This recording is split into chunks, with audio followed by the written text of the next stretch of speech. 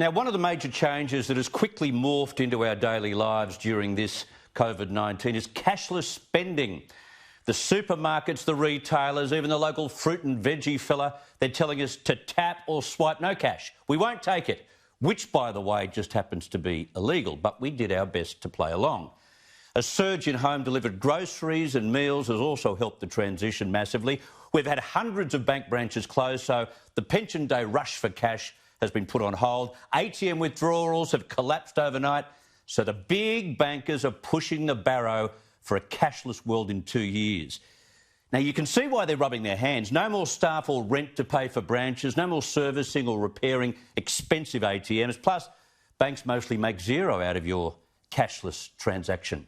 Now, I'm a cashless man myself, can't stand dirty coins in the fob pocket or carrying a wallet, just hate it. But before we get all carried away with our tech savviness, we need to know what we're in for.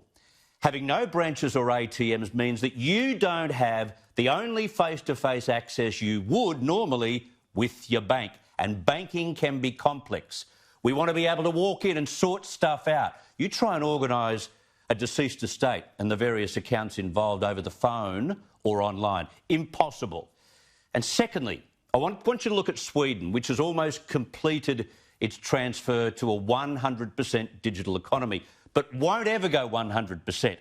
Because the ABC reported today that Nicholas Arvidsson, an associate professor at the Royal Institute of Technology, he said it's become a real problem for rural areas, badly hit communities like the elderly and disabled. Sections of the Swedish community simply went without instead of signing up for a credit or debit card. Went without. Small business owners and cash-only sole traders were up in arms. So much so, the Swedish government passed a regulation that this year requires banks to provide a minimum level of cash services. No totally cashless environment in Sweden. Now, 500,000 Australians don't have a card which could make them operate without cash. And I tell you, from radio talkback calls that I receive on the subject, it's because people don't trust the technology and don't trust security online. Fair enough too. Today, Australia's ASIO boss said spies, hackers and terrorists are doing more harm now than ever online.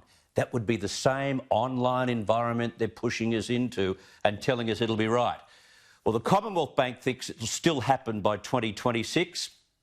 I'm not so sure. The more our online world is compromised, the more cash we will stash, and we saw a hell of a lot that happening during the pandemic. At times of crisis, cash is king.